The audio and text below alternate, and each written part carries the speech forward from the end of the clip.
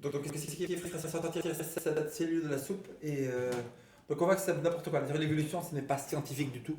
On n'a jamais vu une espèce transformer en autre espèce. On n'a jamais vu un chat faire un chien. On n'a jamais vu un oiseau faire un rhinocéros. C'est n'importe quoi. C'est dans l'esprit des gens de l'imagination, mais dans le réel, que ça soit testable et démontrable, ce n'est pas la science. Ça peut être enseigné dans les écoles, mais il n'y a aucune preuve quelconque comme quoi l'évolution serait valable scientifiquement.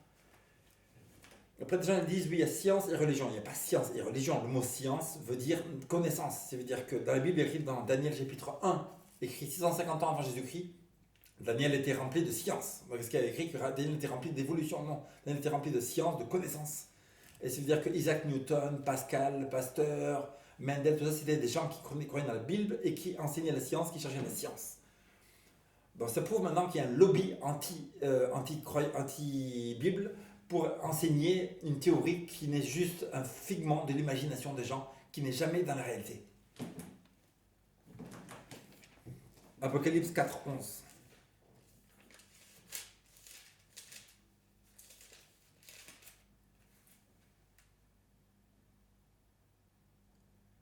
Tu es digne, notre Seigneur et notre Dieu, de recevoir la gloire, l'honneur et la puissance, car tu as créé toutes choses, et c'est par ta volonté qu'elles existent et qu'elles furent créées. Les créatures dans l'univers disent à Dieu, tu es digne de recevoir la gloire, l'honneur, la puissance. Ils adorent Dieu, pourquoi? Parce que tu as créé toutes choses. Si vous étiez le diable et vous allez dire, je veux détruire, je veux faire en sorte que les gens qui sont sur la terre, qui sont créés par Dieu, parce que le diable sait très bien que les gens sont créés par Dieu, n'adorent plus Dieu. Il parle à tous ces gens, quelle méthode pensez-vous, ange de moi, de Satan, pour mieux faire, pour faire en sorte que les gens sur la terre n'adorent plus Dieu, ils aient tous en enfer comme nous.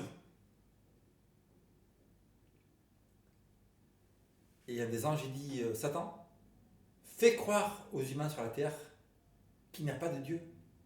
Et donc il n'y a pas de la création. Et donc il y a eu un autre procédé qui a fait que la terre arrive. Comme ça, tous les gens sur la terre ne vont plus croire dans Dieu et ils vont tous finir en enfer comme nous. Satan lui dit, ah, voilà une idée magnifique.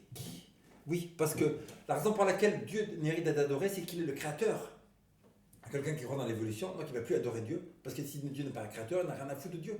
C'est pour ça qu'on voit en Europe les gens qui vont insulter, qui vont se moquer de la Bible, moquer de la parole de Dieu, parce qu'ils vont se moquer de la parole de Dieu, parce que pour eux, Dieu n'est pas le créateur. Pourquoi? Parce qu'ils ont cru à l'école dans la religion de l'évolution. L'évolution est une religion à part entière. Ça veut dire qu'on ne peut pas ni tester, ni prouver, ni démontrer. Si on pose des questions aux gens, comment tu crois la Terre, pourquoi elle tourne, pourquoi elle est ronde, pourquoi elle tourne, qui c'est qui fait tourner la Terre à cette vitesse exacte? Si ça peut répondre à ça, ce n'est pas de la science et l'évolution, ils vont y croire comme ça. Mais c'est n'importe quoi, parce que là, il y a des montagnes, il y a des continents, il y a le cœur qui est formé, il y a les reins, il y a le cerveau humain, les yeux, tout est placé à sa bonne place et tout, formé comme un logiciel. Les logiciels sont formés par quelqu'un, il va tout programmer, etc. Il y a des programmes, il y en a des milliards sur la Terre. Comme on va voir plus tard, il y a la glace, il y a la neige, il y a la pluie, il y a le tonnerre. Il y a des trucs incroyables qu'ils ont fait, des milliards de logiciels qui sont créés partout dans l'univers. Tout cela ne peut pas venir du hasard, ce n'est pas possible.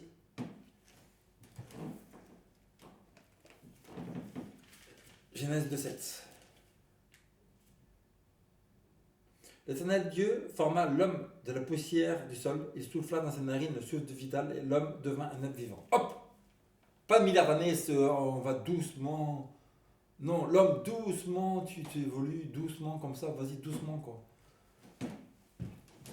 C'est que les gens ils croient dans l'évolution, c'est quand genre, Dieu veut faire l'homme très vite et l'ange dit vas-y donc doucement comme ça.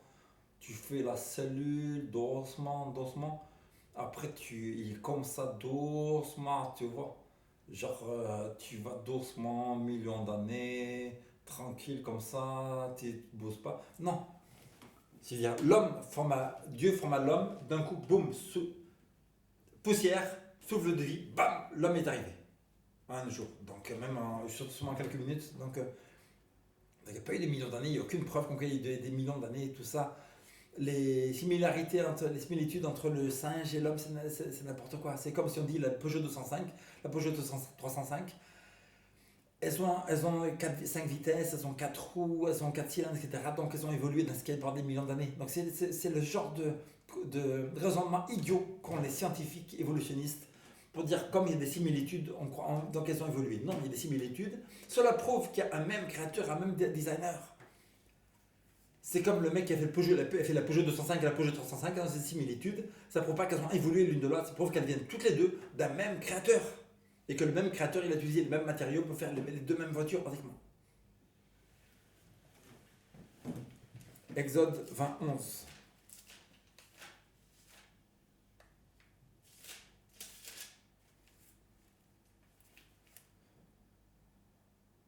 Car en 6 jours, l'Éternel a fait le ciel, la terre et la mer et tout ce qui s'y trouve, et il s'est reposé le 7e jour.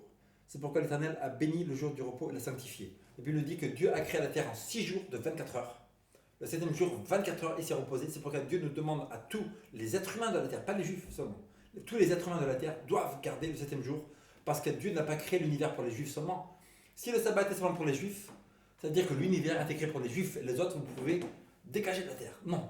C'est-à-dire que Dieu a créé l'univers pour tout le monde sur la terre, et le 7e jour il s'est reposé. Donc tous les êtres humains, de quelque religion que vous soyez, de quelque croyance, de évolutionniste, islam, tout ça, vous devez tous garder le sabbat. Job 37, verset 5.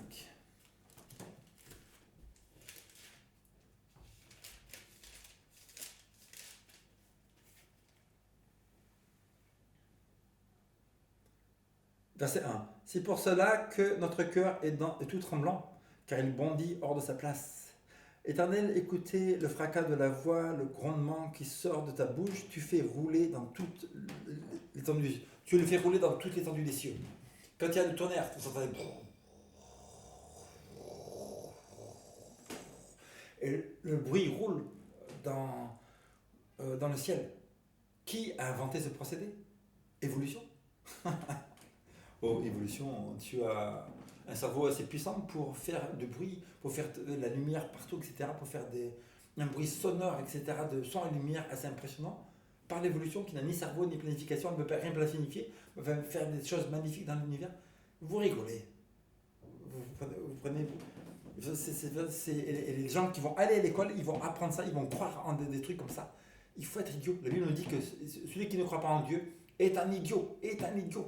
Parce que partout, il y a des preuves que Dieu a créé l'univers. Si vous ne croyez pas, vous n'aurez aucune excuse.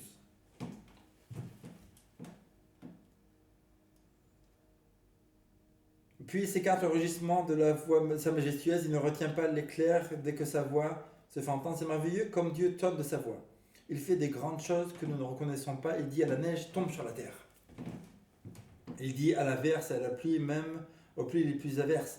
Donc, qui c'est qui fait tomber la neige? Qui a créé ce procédé? Qui c'est qui a décidé que quand il fait 0 degré, l'eau se transforme en neige? Personne. C'est n'importe quoi. C'est bien sûr que quelqu'un a dû faire ce procédé, a dû inventer le procédé, comme quoi, quand ça arrive à 0 degré, la pluie se transforme en neige, et donc c'est quelqu'un qui a fait ce procédé. C'est comme si on a un papier, on écrit des mots dessus, qu'on a versé bibliques comme ça. Quelqu'un a écrit dessus, ce n'est pas venu par hasard. De même, s'il y a de la neige, quelqu'un a inventé le logiciel. S'il y a de la pluie, quelqu'un a inventé le logiciel. Qui c'est qui a décidé que les nuages vont passer, que dans les nuages il y a de la condensation, cette condensation va tomber en pluie? Le hasard? C'est pas possible. Bon, c'est un truc spécial. Pourquoi, par exemple, il ne pleut pas du sol? Il y a écrit dans la Bible qu'avant l'âge de Noé, il n'y avait pas de pluie, mais il y avait ça tombait du sol. Ça veut dire qu'on voit qu'il y a différents mécanismes que quelqu'un a décidé que ça soit d'une certaine manière. Et si vous êtes évolutionniste, vous allez dire oui, mais ça vient de la condensation atmosphérique. Non, mais qui c'est qui a inventé la condensation atmosphérique? Qui c'est qui planifie, qui met tous les nuages en place? Qui c'est qui fait tomber de l'eau des nuages sur la Terre? Qui c'est qui a inventé le procédé comme quoi quand l'eau tombe, ça va germer les... Donc on voit qu'il y a des procédés extrêmement compliqués, que tout ça ne peut pas venir de l'évolution. Et nous continuons ici. Grâce à se tourner vers l'injustice, 37, on est Job, chapitre 35, Job, chapitre 37, verset 5. Et on continue ici. Il ferme d'un sceau la main de tout être humain, afin que tous reconnaissent comme son œuvre. L'animal sauvage se retire dans un repère et se couche dans sa tanière. Pourquoi les animaux ils vont se retirer dans un repère et pas dehors, etc. Qui c'est qui a décidé ça? Comment il sait l'animal? Même il y a deux d'une même espèce, genre 2 renards, qui habitent dans les montagnes, genre dans les Cévennes par exemple, en Italie, ils ne se connaissent pas les deux renards, mais tous les deux la nuit, ils vont se coucher dans une tanière. Qui c'est qui leur a appris à faire ça? Qui c'est qui apprend aux oiseaux de faire des milliers de kilomètres? Ils ne sont ni GPS, rien du tout, ils vont arriver à l'endroit exact où ils doivent arriver. Et l'hiver prochain, d'après, ils vont aller dans un autre endroit, ils reviennent dans un autre endroit, sans GPS, rien du tout. Qui c'est qui leur a appris ça? Ça prouve qu'il y a un créateur qui ne sait même pas du hasard, ce n'est pas possible. Dieu se montre sublime. Après, il écrit et se couche dans une tanière. Le tourbillon vient du midi et le froid vient du nord. Le vent froid vient du nord. Pourquoi le vent froid vient du nord et non pas du sud? Parce qu'il fait froid au nord. Mais qui c'est qui a décidé qu'il fasse froid au nord? Le tourbillon, les tourbillons. Aux États-Unis, dans le Middle West, il y a beaucoup de gens qui meurent par des tourbillons. C'est comment on appelle ça aux États-Unis? Des whirlwinds. Et ça veut dire que qui c'est qui fait tourner ça? C'est des tourbillons. Qui c'est qui a inventé ces procédés, etc. Donc on voit qu'il y a des millions de procédés extrêmement compliqués qui ne peuvent pas vous dire de hasard, qui peuvent seulement vous dire de n'être intelligent. Romains chapitre 1, verset 20.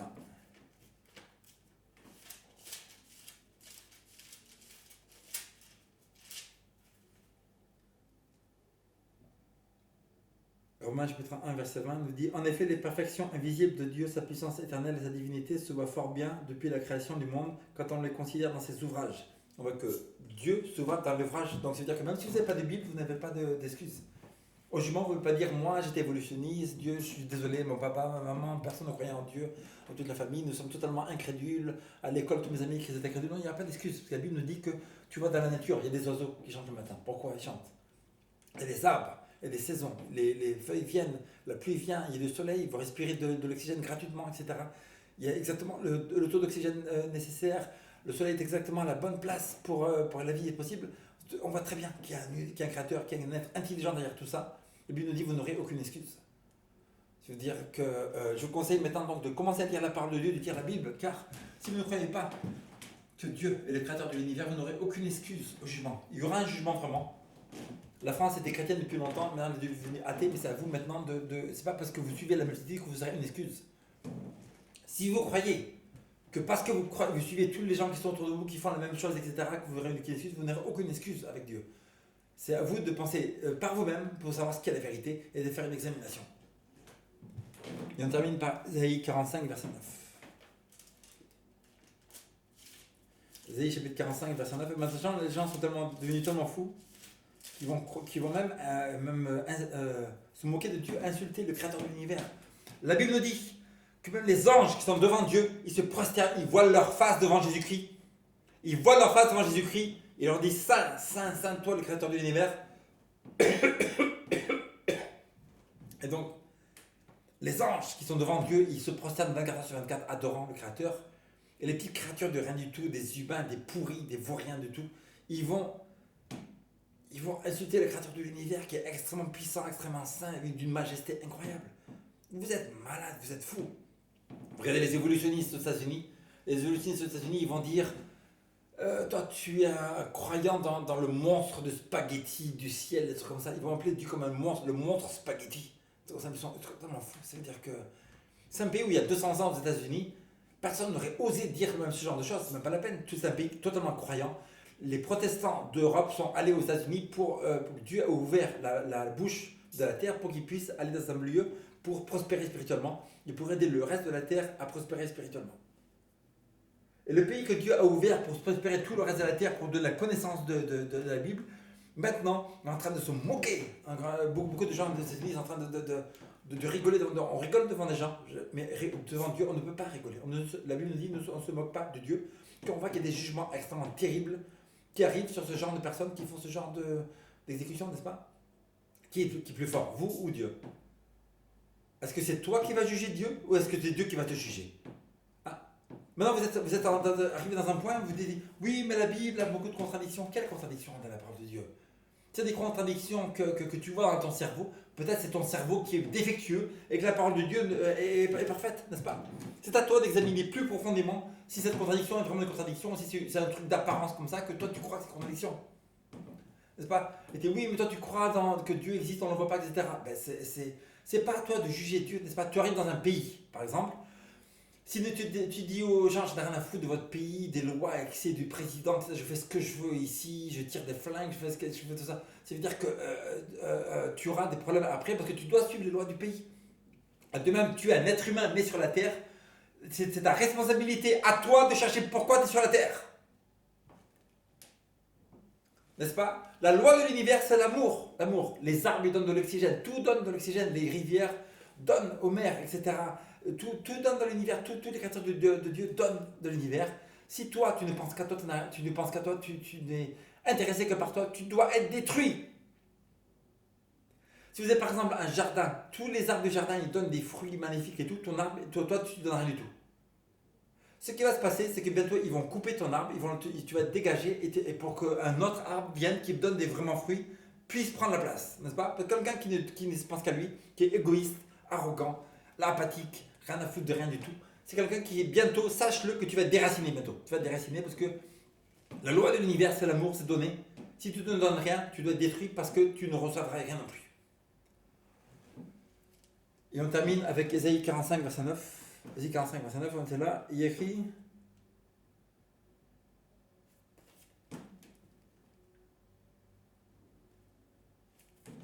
Ésaïe chapitre 45, verset 9 nous dit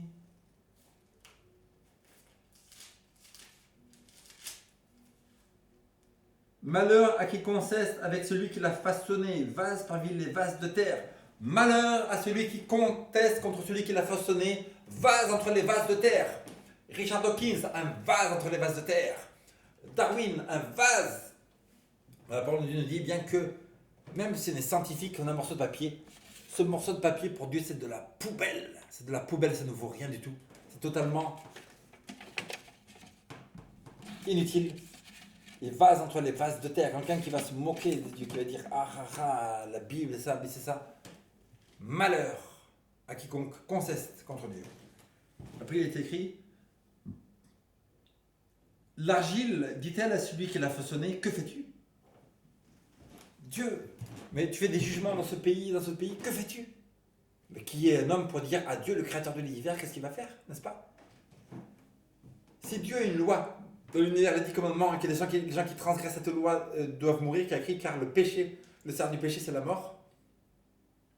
Si Dieu a cette loi, qui est en plus qui nous donne la puissance de faire du bien, donc on n'a pas à tomber là-dedans, c'est-à-dire que tout est permis, tout est donné par Dieu gratuitement pour qu'on le suive, qu'on soit heureux, etc. Le bonheur d'un être humain, c'est de faire le bien, d'aimer, n'est-ce pas?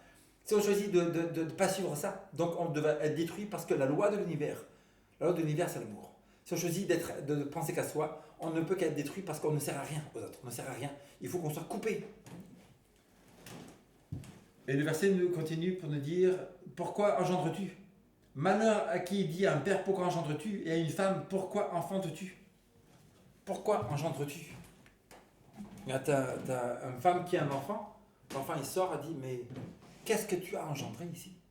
C'est quoi ça? C'est quoi ce que tu as engendré ici? C'est un enfant. Pourquoi tu fais ça? Un enfant, tu vas engendrer un enfant? À quoi ça sert? N'est-ce pas? La Bible nous dit que tout ce qui est dans l'univers, par exemple les gens qui font des bébés, etc., c'est même la volonté de Dieu, de se multiplier, etc. Donc si Dieu fait une chose, l'être humain ne peut pas contester ce que Dieu fait. Le monde maintenant est rempli de sceptiques, des gens qui vont se moquer, qui vont dire la Bible n'est pas ci, n'est pas ça, ils vont juger Dieu, n'est-ce pas? C'est comme les gens qui vont juger les autorités, etc. C'est les autorités qui vont décider. Si Dieu crée l'univers, il peut te détruire en un moment, c'est lui qui décide, c'est lui qui fait les lois, c'est lui qui t'a créé, c'est lui qui t'a créé les yeux, tout ça. Donc c'est à toi de maintenant de faire une examination, de voir si vraiment Dieu t'a créé. Car si tu crois que tu viens du hasard, ce n'est pas un fait. Tu ne viens pas du hasard. Tu ne viens pas de la sélection naturelle qui serait créée par elle-même.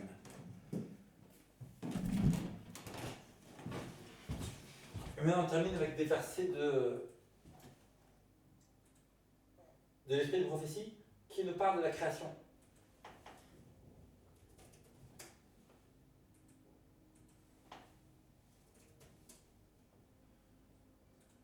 Ça parle de la création.